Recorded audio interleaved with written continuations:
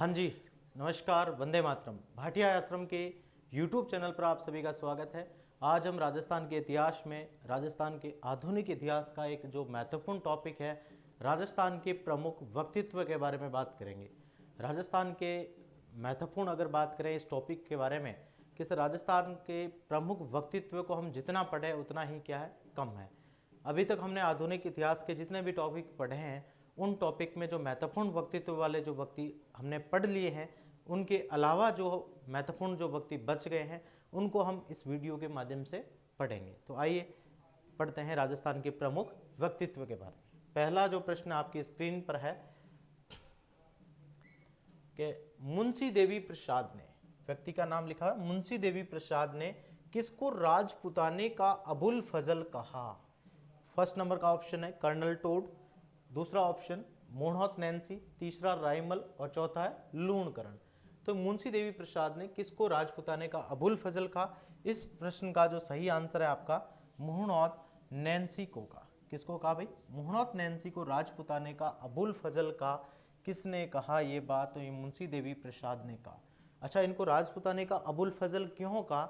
क्योंकि अगर आप पढ़ते हैं कि सर एक अबुल फजल नाम का इतिहासकार है, ठीक है, वो किसके दरबार के नवरत्नों में से एक था? तो ये अकबर के दरबार में रहता था, अकबर के दरबार में नवरत्न में से एक था। और इसने अबुल फजल ने एक ग्रंथ लिखा अकबरनामा, ठीक है, अकबरनामा ग्रंथ लिखा था। यानी ये उस महाराजा के दरबार में रहता था, यानी मुगल शासक अकबर के दरबार में रहता था, और इसके अकबर के नाम से ही एक अकबरनामा ग्रंथ लिखा। ठीक इसी प्रकार से अगर हम बात करें मोहनोत नैन्सी की बात करें, तो मोहनोत नैन्सी थे जो जोधपुर के महाराजा गज सिंह और जसवंत सिंह के दरबार में, यहाँ इनके दरबार में कवि के रूप में थे, इनकी सेवा के रूप में थे, जिसी प्रकार से आपके अबुल फजल अकबर के दरबार में थे। तो इस प्रकार से इनकी तुलना की जाती है कि जैसे अबुल फजल ने एक अकबरनामा लिखा, ठीक इसी प्रकार से मोहनोत नैन्सी ने मारवाड़ प्रगनारी विगत लिखा, जिसमें राजस्थान ये मारवाड़ के जो राज व्यवस्था के बारे में, आय के बारे में, प्रशासन से संबंधित ये एक बहुत बड़ा लेख है, ग्रंथ है। इसके अलावा इन्होंने नैन सीरी ख्यात लिखी। तो ये मारवाड़ प्रगनारी विगत और नैन सीरी जो ख्यात है, ये किनकी है? मोहनोत नैन्सी की है। इसलिए मुंशी देवी प्रसाद ने इसको राजपुताने का अबुल फजल का। अगला प्रश्न आपकी स्क्रीन पर है, प्रश्न संख्या 2। 1182 ईस्वी में जब पृथ्वीराज चौहान तृतीय ने किस पर? महोबा पर आक्रमण किया, तब मातृभूमि की रक्षा करते हुए कौन वीर गति को प्राप्त हो जाते हैं? गोरा बादल, रणमल रतिपाल, अल्हा उदल या फिर जेता या कुंपा। ठीक है, तो हम बात करेंगे सर पृथ्वीराज चौहान तृतीय की बात कर रहे हैं, और सन कौन सी है? 1182 ईस्वी है। 1182 ईस्वी की बात करें तो पृथ्वीराज चौहान तृतीय ने किस पर आक्रमण किया था? तो परमार्दी देव। महोबा के शासक कौन थे? परमार्दी देव।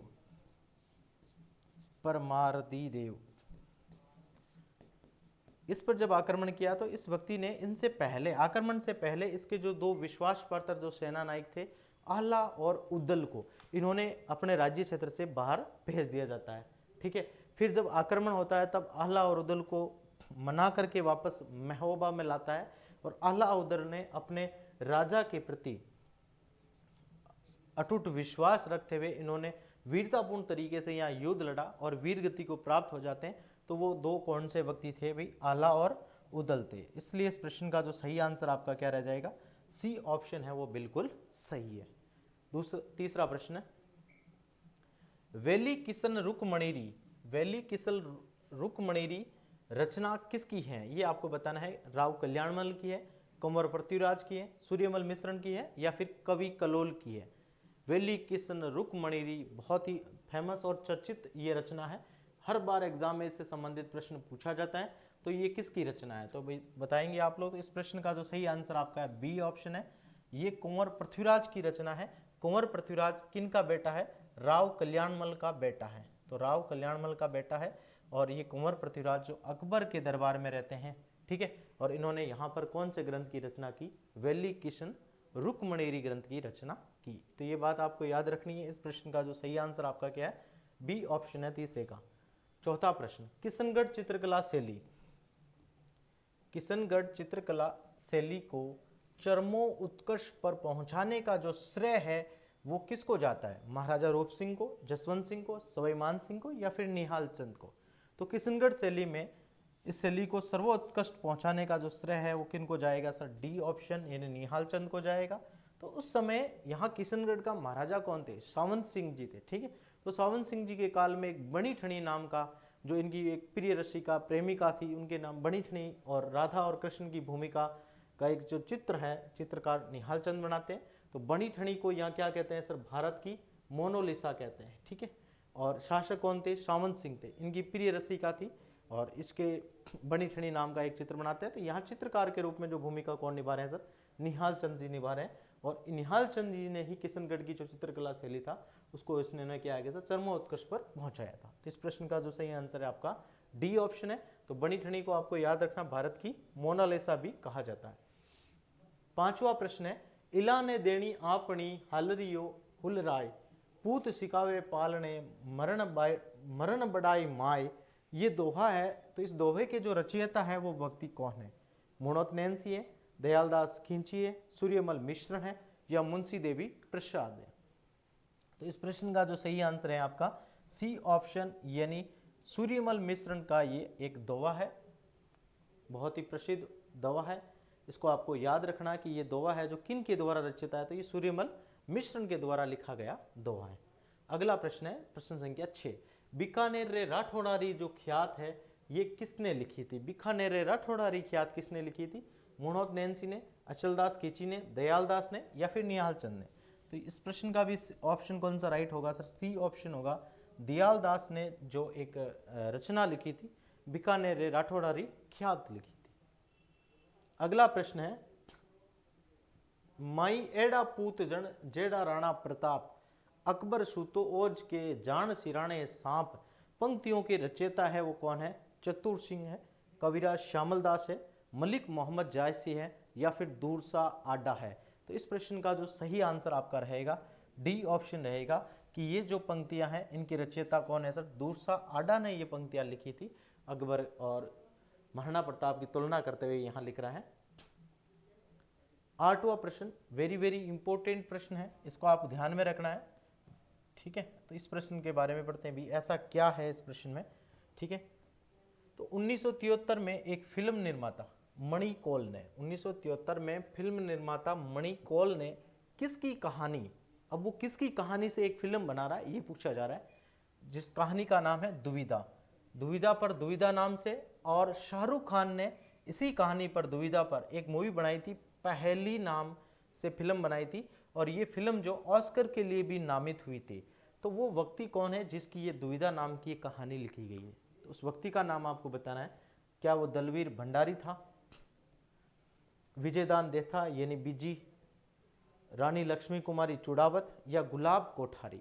तो इस प्रश्न का जो आपका सही आंसर रहेगा, बोरुंदा के निवासी जोधपुर के रहने वाले विजयदान देथा का जन्म 1926 ईस्वी में होता है और विजयदान देथा ने ही दुविधा नामक की एक कहानी लिखी थी। इस कहानी पर फिल्में बन चुकी हैं। पहली जो फिल्म दुविधा कहानी पर दुविधा नाम से ही एक मूवी बनी है, फिर शाहरुख खान ने एक और मूवी बनाई है जिसका नाम है पहली, और कहानी का जो पूरी कहानी कौन सी है? दुविधा वाली कहानी पर ही पहली नामक एक मूवी बनाई थी जो ऑस्कर के लिए भी नामित हुई थी ये मूवी। अब बात करें दलवीर भंडारी, ये जोधपुर के रहने वाले हैं, सर्वोच्च न्यायालय के न्यायाधीश भी इनके चुने गए हैं, ठीक है।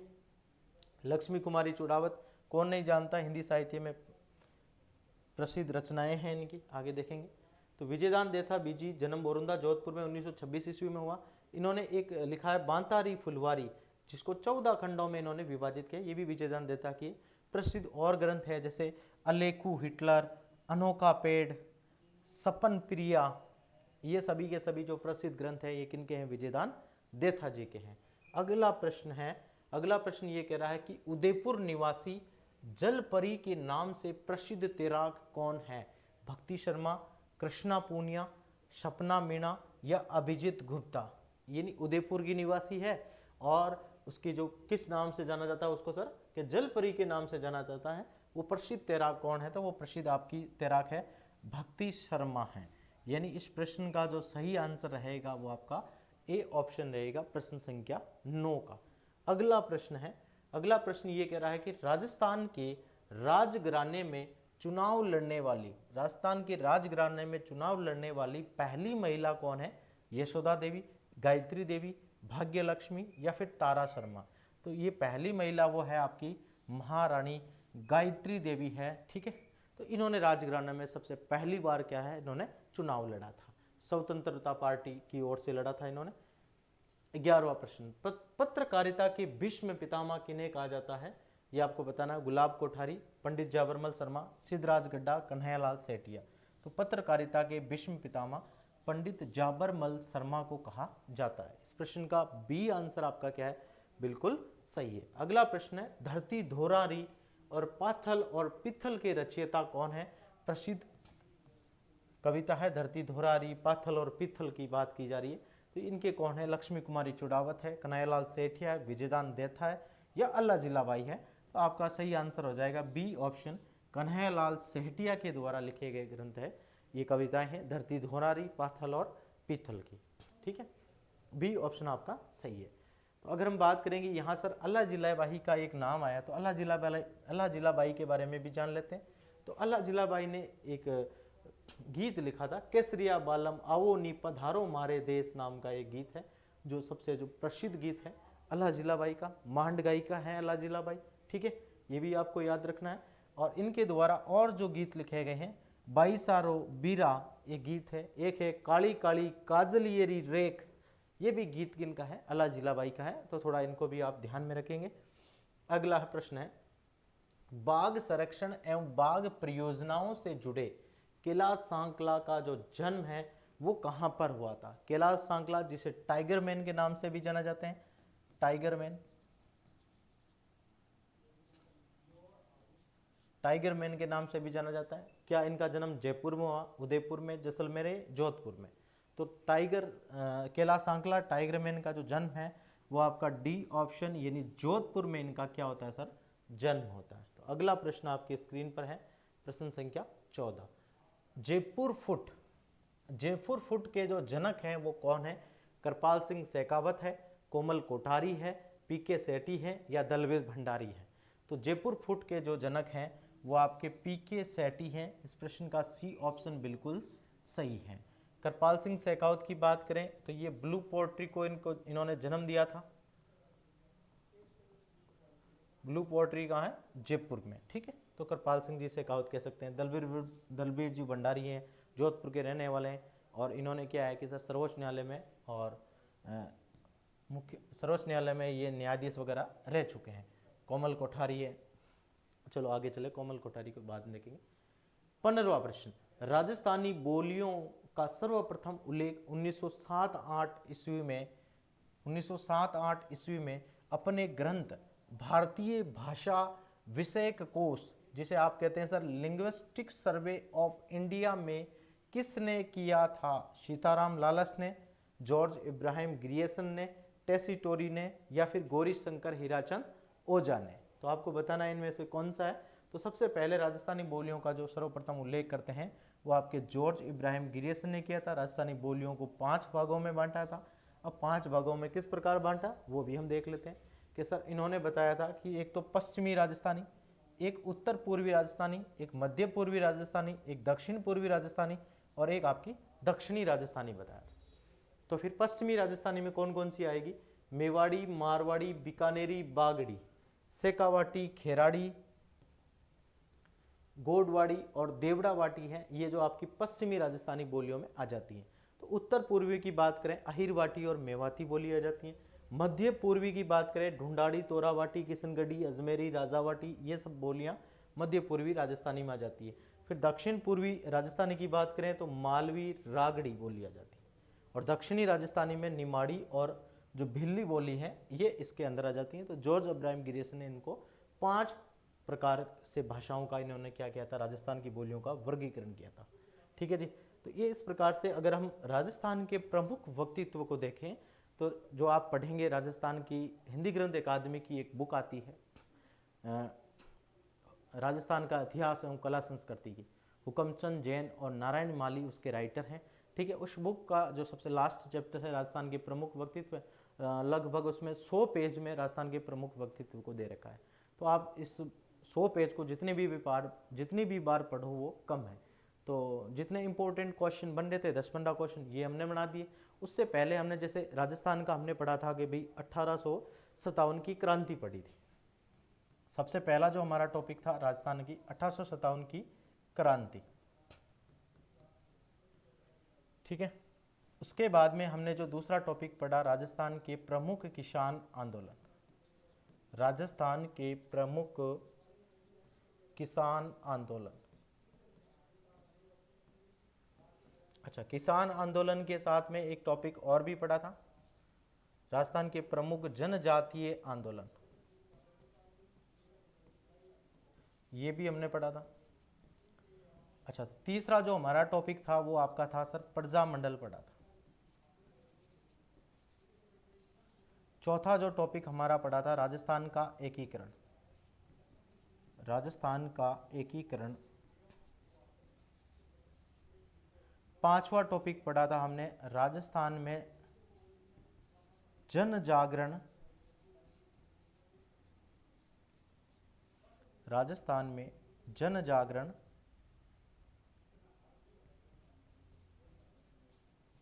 एवं जन जागृति उत्पन्न करने वाली है। इसमें अगर हम बात करें कि आर्य समाज का योगदान हमने पढ़ा था, पत्रकारिता की भूमिका हमने पढ़ी थी,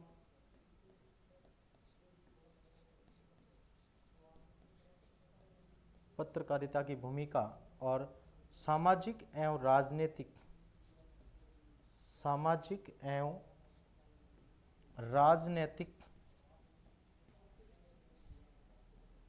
संस्थाओं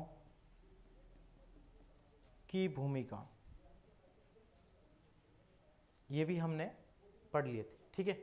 और जो इसके बाद में जो हमारा जो छठा चैप्टर था वो आज हमने अभी पढ़ा है कि सर राजस्थान के प्रमुख व्यक्तित्व, राजस्थान के प्रमुख व्यक्तित्व, ठीक है।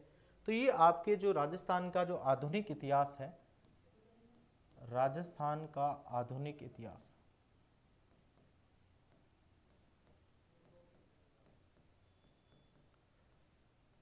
मोटे मोटे तौर पे कहूँ कि राजस्थान का जो आधुनिक इतिहास है उसमें ये अगर हम कम से कम टॉपिकों में डिवाइड करें, वैसे इन टॉपिकों में चाहे तो 10 टॉपिक में हम डिवाइड कर सकते थे, लेकिन ये 6 टॉपिकों में अगर हम डिवाइड करें तो ये आपका राजस्थान का संपूर्ण आधुनिक इतिहास कंप्लीट हो जाता है।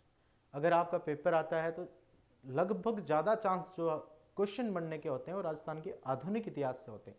प्राचीन और मध्यकालीन इतिहास के 30 से 40% क्वेश्चन वहाँ से आते हैं, लेकिन 50 से 60% क्वेश्चन, जैसे मान लो आपके राजस्थान के इतिहास के ऑल ओवर के 10 प्रश्न आने तो 6 प्रश्न आपके आधुनिक इतिहास से आएंगे, 4 प्रश्न आपके प्राचीन और मध्यकालीन इतिहास से आएंगे, ठीक है। तो हमने जो अभी कुछ दिनों से यानी 30 मार्च से जो हमारी MCQ सीरीज चल रही थी और इस सीरीज में हमने ये टोटल 6 टॉपिक को कवर किए हैं। हमने राजस्थान का जो प्रमुख व्यक्तित्व है इसका एक ही वीडियो इसलिए रखा क्योंकि ये चीज़ें हैं रटने वाली चीज़ें हैं, समझने वाली इसमें बहुत कम है कि भाई किसने कौन सी रचना लिखी वो आपको याद करनी होती है, किसका जन्म कहाँ हुआ वो याद करना होगा। अच्छा, उन्होंने और कौन कौन से मतलब उसको पुरस्कार जीते या फिर किस में उन्होंने क्या योगदान दिया, ये सब चीज़ें आपको शॉर्ट नोट्स बना करके याद करना होगा। कैसे याद करना है इसके लिए हमने एक सैम्पल वीडियो आपको दिया था राजस्थान के प्रमुख व्यक्तित्व। बाकी जो जितने भी टॉपिक हैं उसमें से जो जितने भी क्वेश्चन बनने थे वो सारे के सारे क्वेश्चन आपको हमने यहाँ पर करवा दिए हैं। आप क्या करेंगे, इन वीडियो को बार बार देखेंगे, ठीक है, और आराम से देखेंगे और अपना मूल्यांकन है वो क्या करते रहेंगे। अगर आपको लगता है कि सर कहीं धीरे बोल रहे हैं आप तो आप अपनी स्पीड को 2 गुना 1.5 गुना करके भी देख सकते हैं, ठीक है। तो मूल्यांकन करते रहेंगे। अब हम कुछ दिन बाद राजस्थान का प्राचीन राजस्थान का इतिहास और मध्यकालीन राजस्थान के इतिहास को स्टार्ट करेंगे, ठीक है जी। जब तक आप अपनी तैयारी को बेहतर रखने के लिए आप भाटिया आश्रम की यूट्यूब चैनल पर जाएंगे। यूट्यूब चैनल पर जाने के बाद में एक प्लेलिस्ट का ऑप्शन आएगा, तो प्लेलिस्ट के ऑप्शन पे जाते ही वहाँ पर आपको राजस्थान के इतिहास के नाम की एक प्लेलिस्ट मिलेगी द्वारा दीनाराम देवासी के द्वारा। तो वहाँ पर आपको सारे वीडियो एकदम सीरियल वाइज शो हो जाएंगे। और आप वहाँ से देख करके अपनी तैयारी को बेहतर कर सकते हैं। फिर मिलेंगे जल्द ही एक नई सीरीज के साथ, राजस्थान के इतिहास की जो एक नए खंड के साथ में मिलेंगे। सीरीज तो आपकी राजस्थान का इतिहास ही रहेगी, लेकिन एक नए खंड के साथ, जैसे राजस्थान का प्राचीन इतिहास हो या फिर राजस्थान का मध्यकालीन इतिहास हो। तब तक के लिए दीजिए विदा। जय हिंद, जय भारत, जय राजस्थान।